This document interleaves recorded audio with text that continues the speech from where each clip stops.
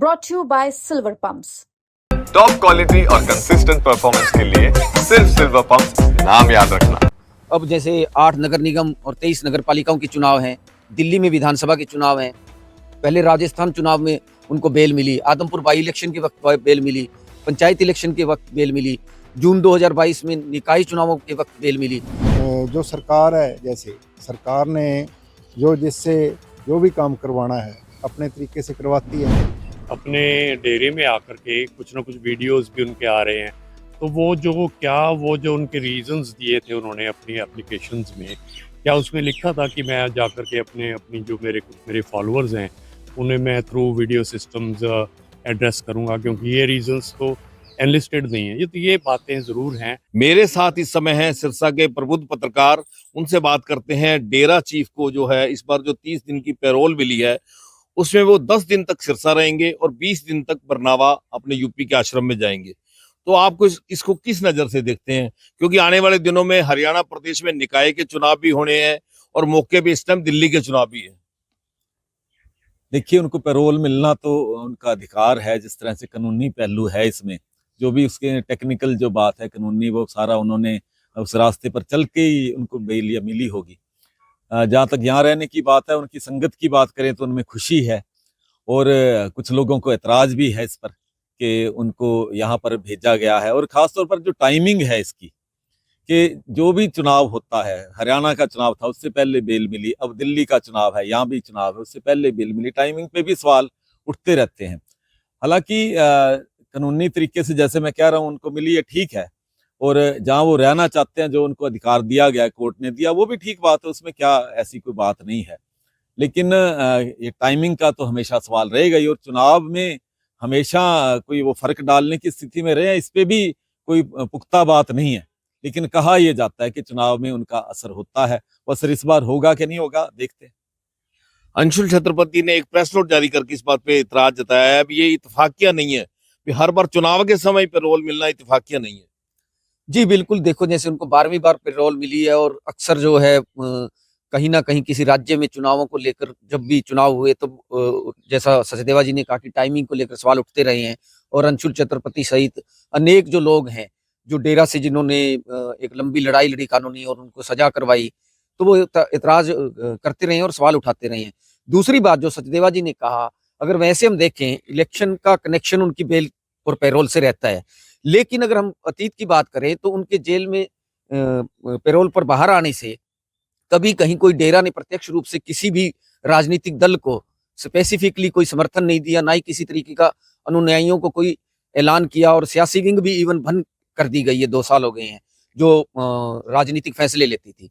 तो मुझे नहीं लगता कि कोई लंबा चौड़ा कोई डेरा का असर रहता है किसी भी चुनाव में। हाँ, यह जरूर है कि अब जैसे 8 नगर निगम और 23 नगर पालिकाओं के चुनाव हैं, दिल्ली में विधानसभा के चुनाव हैं, पहले राजस्थान चुनाव में उनको बेल मिली, आदमपुर बाई इलेक्शन के वक्त बेल मिली, पंचायत इलेक्शन के वक्त बेल मिली, जून 2022 में निकाय चुनावों के वक्त बेल मिली।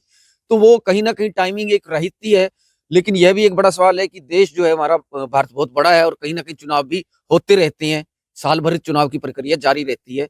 और ना ही डेरा का कोई भी, मतलब पिछले अगर हम 2019 के बाद की बात करें तो किसी भी राज्य में राजनीतिक दखल जो है डेरा की नहीं नजर आती है। मैं ये मानता हूँ बेल उनका राइट है, पैरोल उनका राइट है, लेकिन जो सिरसा आना है, 8 साल के बाद सिरसा आना, इसको आप किस नजर से देखते हैं एक खोजी पत्रकार के रूप में? देखिए, पहली बात तो यह है कि इसमें बहुत सारे कानूनी पहलू होंगे जो वो कानून की जानकारी बेहतर बता सकते हैं। दूसरा ये है कि वो लंबे अरसे से सिरसा आने की मांग कर रहे थे। 11 बार पहले भी उनको पैरोल मिली है, लेकिन पहले वो यूपी के बागपत के बरनावा आश्रम में रुकते रहे हैं। तो कहीं ना कहीं कोर्ट ने, क्योंकि ये कोर्ट का मसला है और कोर्ट ने बेल दी है, और कोर्ट ने ही स्थान तय किया है कि 10 दिन सिरसा रहेंगे, 20 दिन बरनावा में रहेंगे। तो कोर्ट के मामले में हम अगर ज्यादा बिना कुछ जांच पड़ताल किए और बिना कानून की जानकारी के कुछ कहें तो वो गलत होगा। तो उनकी संगत में इस बात की बड़ी खुशी है कि वो सिरसा आए। देखिए, नेचुरल सी बात है, सिरसा जो है वो डेरा सच्चा सौदा का मुख्यालय सिरसा में है, और जो गद्दी संभालने के बाद अक्सर वो सिरसा में ही रहे हैं। 2017 में सुनारिया जेल में जाने से पहले वे यहीं पर सत्संग करते रहे हैं, यहीं पर साल में जो है वो बड़े भंडारे होते रहे हैं। और सिरसा एक तरह से डेरा सच्चा सौदा का मुख्यालय है, तो यहाँ जो है संगत बहुत बड़े पैमाने पर जुड़ी हुई है। और सिरसा के साथ लगता जो मालवा बेल्ट है, या टोहाना, फतेहाबाद, दादरी, जो भी ये इलाके हैं, तो उनके लिए इजी डिस्टेंस रीच का भी मामला है। तो संगत में इसीलिए खुशी भी है। और कल जैसा आपने देखा तो डेरा में कुछ कम संख्या में श्रद्धालुओं के आने का सिलसिला शुरू हुआ है। हालांकि खुद डेरा चीफ ने अपील की है कि कोई भी संगत जो है वो डेरा में न आए और घर बैठकर ही सत्संग प्रवचन सुने। आते हैं सीनियर जर्नलिस्ट भूपेंद्र पन्नीवालिया जी। पन्नीवालिया जी, आपका वर्षों का एक्सपीरियंस रहा है, डेरा में भी आना जाना रहा है, आप इस सारे को कैसे देखते हैं? ऐसा है जी, डेरा प्रमुख को आप कह रहे हो कि जो पैरोल दी गई है और सिरसा आए हैं, वो सिरसा उनका घर है, ठीक है ना।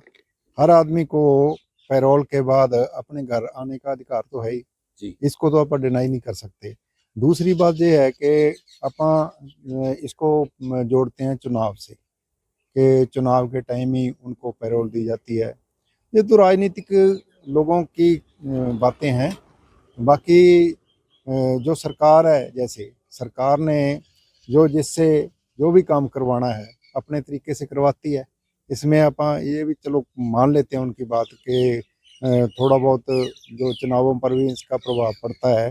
तो दूसरी तरफ ये कह रहे हो आप कि जिला प्रशासन ने सख्त सुरक्षा के इंतजाम किए हैं, क्योंकि पिछले टाइम में जब डेरा प्रमुख की कोर्ट में पेशी होती थी उस टाइम भी बहुत ज़्यादा यहाँ सुरक्षा लगाई गई थी, क्योंकि उनका जो विवाद रहा है, जैसे सिख संगत के साथ विवाद था और था, उससे खतरा होने के कारण उनको जो है कड़ी सुरक्षा दी जाती है। तो इस वजह से है ये सारा कुछ।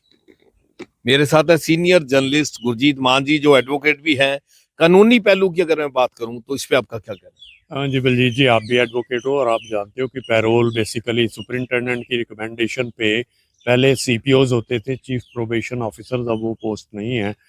डीएम के पास जाती है, फिर होम कमिश्नर होम के पास जाती है, और वो फिर यूजुअली अगर सुपरिंटेंडेंट जेल ने उसे रिकमेंड किया हुआ है तो वो पैरोल उन्हें मिल जाती है।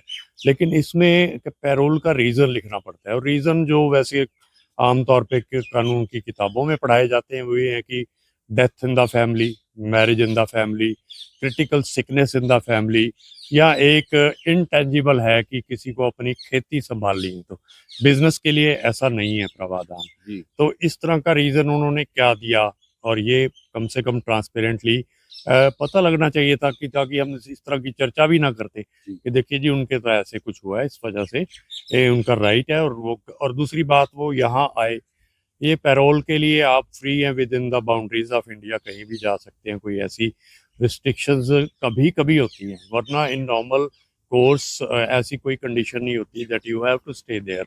लेकिन अब आपने देखा हो तो साथ में वो अपने डेरे में आकर के कुछ ना कुछ वीडियोस भी उनके आ रहे हैं।